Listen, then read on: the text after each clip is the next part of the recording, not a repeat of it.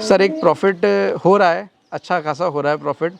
अब ये मैं आपको ज़्यादा बता नहीं पाऊँगा पर्सनल, लेकिन मुझे लगता है कि ये बिज़नेस एक एवरेज जॉब से, जो मार्केट के अंदर करंट में जॉब चलती हैं किसी भी बंदे के लिए, उससे एक अच्छे, उसके कंपैरिजन में थोड़ा ज़्यादा ही प्रॉफिट है। नमस्कार सर। सर नमस्ते सर। सर सबसे पहले एक परिचय दें सर अपना। सर मेरा नाम योगेश कपूर है और मैं अजमेर प्रॉपर सिटी का ही हूँ। और ये जो आप जहाँ पे देख रहे हैं मेरा फार्म, ये अजमेर से 22 किलोमीटर दूर गांव, जिसका नाम है बवाल, ये जो फेमस है सिरोही ब्रीड के लिए, मैं उसी गांव में, और आप भी उसी गांव में खड़े हैं।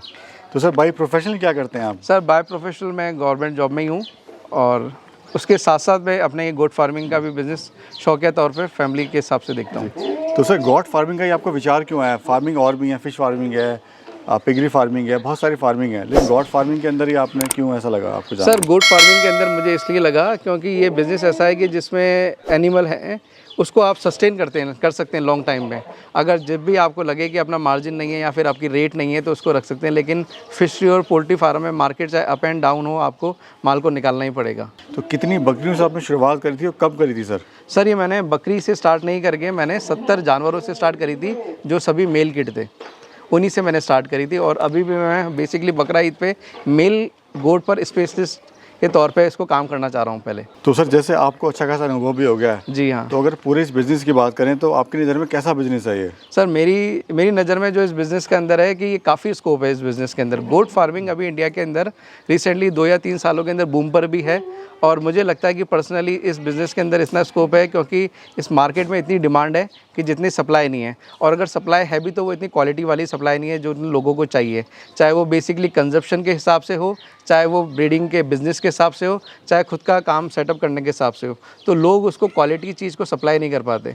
तो मुझे लगता है कि अगर आप क्वालिटी करेंगे तो आपका स्कोप ही स्कोप है इस इंडस्ट्री में। दूसरा, जब आपने काम स्टार्ट किया था सर, हर फार्मर के सामने कुछ ना कुछ चुनौतियाँ आती हैं, तो आपको क्या चुनौती का सामना करना पड़ा था स्टार्टिंग में? सर जब मैंने फार्म स्टार्ट करा था तो मुझे बहुत दिक्कत आई थी।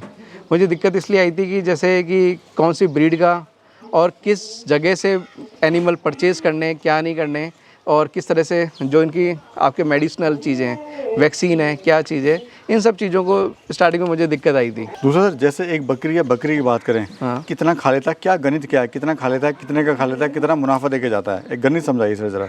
सर एक जैसे गणित का तो ये है कि जैसे मेल और फीमेल दोनों का फीड इनटेक अलग अलग है।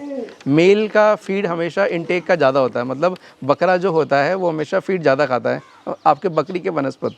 बकरी को आपको वैसे भी इतनी हैवी वेट इसलिए नहीं करना पड़ता है क्योंकि जब वो बर्थ करती है, जब प्रेगनेंसी में होती है, अगर आप उसको ज़्यादा हैवी वेट कर देंगे तो उसमें फैट जमा हो जाएगा और उसके कारण से उसको प्रेगनेंसी में दिक्कत होगी। तो आप मेल और फीमेल के हिसाब से फीड का अलग कर सकते हैं। और जब आप एडल्ट मेल की बात करते हैं, लगभग जिसका 50 to 55 kg का जो वेट है, एडल्ट मेल की बात करें तो वो दिन के अंदर कम से कम 1.25 से 1.5 किलो लौंग, जिसे वो आप हरी पत्ती बोलते हैं, हरी पत्ती खाता है। और हरी पत्ती इनकी सेहत के लिए बहुत ही अच्छा है, जिसके अंदर एक तरह से आप समझ सकते हैं जो प्रोटीन डाइट है, जैसे आप कोई भी प्रोटीन डाइट लेते हैं उसी तरह से उनकी प्रोटीन डाइट ये हरी पत्ती है। और उसके अलावा आपको जो दाना है, जिसे आप बोलते हैं फीड, क्योंकि किसी भी गोट के फीड के अंदर 3-4 तरह की होती है। एक ड्राई मैटर होता है, एक आपके जो गीला तरह का चारा होता है, और एक जो आपके फीड वाला दाना होता है। तो वो है 1 से 0.5 से 1 किलो के बीच में अगर एडल्ट मेल है वो आपके कोई भी दाना खा लेता है, चाहे मक्का जौ मिक्स करके दीजिए, चाहे मक्का दीजिए, चाहे जौ दीजिए। लेकिन मुझे लगता है कि इस गर्मी की सीज़न के अंदर जौ अच्छा एक फीड है अपने आप में। प्रॉफिट की बात करें, कितना आपको सर इससे प्रॉफिट हो रहा है? सर एक प्रॉफिट हो रहा है, अच्छा खासा हो रहा है प्रॉफिट। अब ये मैं आपको ज़्यादा बता नहीं पाऊँगा पर्सनल, लेकिन मुझे लगता है कि ये बिज़नेस एक एवरेज जॉब से, जो मार्केट के अंदर करंट में जॉब चलती हैं किसी भी बंदे के लिए, उससे एक अच्छा, उसके कंपैरिजन में थोड़ा ज़्यादा ही प्रॉफिट है। सर जो हमारे युवा हैं वो इस बिज़नेस को तो करना चाहते हैं कि डरते हैं, माल कहाँ बेचेंगे, कैसे अपने मार्केट बनाएं, तो स्टार्टिंग में आपने कैसे मार्केट बनाई? सर स्टार्टिंग में तो शुरू में सबको दिक्कत आती है, चाहे मैं हूँ, चाहे आप हो, कोई भी व्यक्ति हो, सभी को दिक्कत आएगी। तो मुझे पहले सबसे एक ही बात कहनी है कि आप जब भी कोई भी बिज़नेस स्टार्ट करें, चाहे गोट करें, चाहे कोई भी करें, तो आप अपने पहले लोकल मार्केट की चीज़ को पहचानिए कि वहाँ पे किस तरह का बिज़नेस है। और ख़ासकर अपन गोट के बारे में बात कर रहे हैं तो गोट में ये देखिए कि वहाँ पे कटिंग का या मीट कंजप्शन का मार्केट ज़्यादा है, या फिर बकरा ईद का ज़्यादा है, या फिर ब्रीडिंग का ज़्यादा है। तो आप उसी हिसाब से पहले अपनी लोकल नेसेसिटी रिक्वायरमेंट को पहचानिए। जी। दूसरा, भाई लोग काफ़ी गलती करते हैं जानवर लेने में, ब्रीड लेते हैं, उनको ये नहीं पता होता उनके क्षेत्र में कौन सी ब्रीड का रखना सही है, कौन सी नहीं है। तो उनके बारे में क्या सलाह देना चाहते हो सर? सर मेरा तो ये सलाह देना है सबको कि भाई आप जो भी ब्रीड से सिलेक्शन करें तो सबसे पहले तो आप ये देखिए कि नस्ल का चुनाव होना बहुत बेहतर है।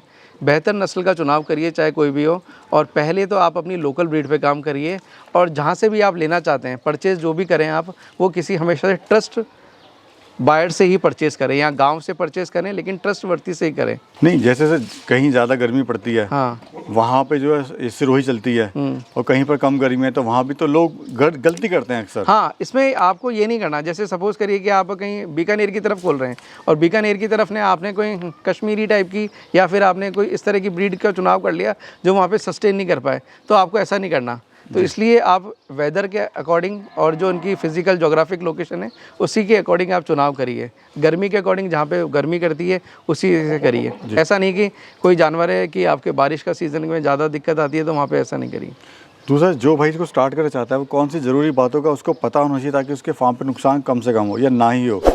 देखिए, सबसे पहले तो जो उसको नॉलेज होनी चाहिए कि भाई उसको ब्रीड किस ब्रीड पे काम करना है। सबसे पहले तो खुद को वो इस तैयार रखे कि भाई मुझे किस तरह की ब्रीड पे तैयार करना है, जिस भी ब्रीड को करिए। दूसरा, उसको एक मेडिसिनल थोड़ी बहुत बेसिक जानकारी ज़रूरी होना चाहिए मेडिसिनल, कि इन जानवरों पे कब कब क्या क्या वैक्सीन लगती है, और आपको ये पता रहना चाहिए कि भाई इनको क्या खिलाना है। खिलाने के अंदर आपको बहुत सारी वैरायटी नहीं देनी इनको, जिस तरह की वैरायटी इनको जानवरों को चाहिए वही देखिए आप। जी, बहुत बढ़िया। सर दूसरा ये बताइए, आप इनको खाने में क्या क्या खिला रहे हैं सर? सर देखिए, इनका बेसिकली जो फीड है, फीड तो काफ़ी सारी चीज़ों से मिलके बनता है, लेकिन अभी एट प्रेजेंट मैं तो इनको केवल लौंग और हरी पत्ती खिला रहा हूँ, जो इनके लिए डाइट के लिए बहुत ही बेहतर है। और उसके अलावा मैं इनको दाने के अंदर आपके जौ दे रहा हूँ, और कभी कभार इसके अंदर मक्का का दाना भी चल जाता है, लेकिन ज़्यादातर मैं इस गर्मी के सीज़न के अंदर मैं जौ प्रेफर करता हूँ क्योंकि इनको ठंडा ही देता है अभी। आपके फार्म का क्या एरिया है सर ये? सर ये लगभग एक 300 साढ़े 300 गज का प्लॉट है जिसके अंदर ये भी जानवर है। मैं देख रहा हूँ सर, आपने फार्म बड़े जुगाड़ तरीके से, बहुत सस्ते लो कॉस्ट में आपने फार्म बनाया हुआ है। सर एक्चुअली क्या है सर? सर लो कॉस्टिंग के लिए तो नहीं कह सकते, कॉस्टिंग तो है ही इस चीज़ की भी, लेकिन बात ये है कि अभी अपने पास क्या मेल गोट है, तो मेल गोट के अंदर क्या सेग्रीगेशन करने की ज़रूरत नहीं है। मेल गोट के अंदर आपको बाड़ा बनाने की ज़रूरत नहीं है इतना बड़ा बड़ा।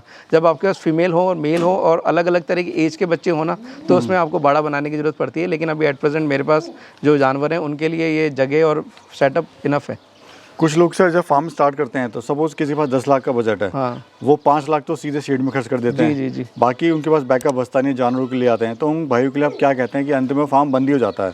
सर देखिए, उन सभी के लिए मेरा एक ये है कि जैसे आपकी कैपेसिटी, हर बंदे की कैपेसिटी अलग है। फाइनेंशियली तौर पे बात करी जाए तो आपकी कैपेसिटी अगर 20 जानवर की है, 50 जानवर की है, तो आप हमेशा उसके आधे ही कैपेसिटी पे स्टार्ट करिए। उसका एक रीज़न है कि आपको शुरुआत में पहली बात तो नॉलेज नहीं है। नॉलेज हो सकता है आपने लियो, लेकिन प्रैक्टिकली नॉलेज नहीं है। किताबी ज्ञान सबके पास होता है, यूट्यूब से देख के कोई ट्रेनिंग लेता है, लेकिन प्रैक्टिकली नॉलेज नहीं है। तो आप पहले उसकी आधी कैपेसिटी का करिए। 50 जानवर की रखते हैं कैपेसिटी, तो 25 से स्टार्ट करिए। 25 को आप एटलीस्ट पूरे साल भर संभालिए। साल भर संभालने का मतलब है आप पूरे 365 दिन के अंदर हर तरह की मौसम की साइकिल निकल जाए, गर्मी, सर्दी, बरसात, विंटर वगैरह जो भी है, तो आपको पता चल जाएगा कि इन जानवरों को हर सीज़न में कैसे रखना है। तब जाके जब आप 1 साल संभाल लें, तब आप इसको और आगे बढ़ाइए। जी। दूसरा, जो भाई आपसे जुड़ के काम करना चाहता है या आपसे कोई मदद चाहता है, तो आप उसकी कैसे हेल्प कर सकते हैं सर? सर देखिए, कोई भी अगर राय लेना चाहता है तो मैं अपना नंबर शेयर कर दूंगा। भाई अगर किसी को कोई ब्रीड लेनी है, अगर हमारी अजमेर की सिरोही और अजमेरा के अंदर आपको किसी को डील करना है, कोई चाहता है कि भाई उसे अच्छी क्वालिटी की चीज़ मिले, तो वो मेरे से संपर्क कर सकता है। और उसके अलावा अगर उसको कोई दिक्कत आती है, जो बेसिक चीज़ों में दिक्कत आती है अगर कोई, तो वो भी मुझसे, मेरा नंबर मैं शेयर कर दूंगा, तो वो मुझसे एनी टाइम कोई हेल्प ले सकता है।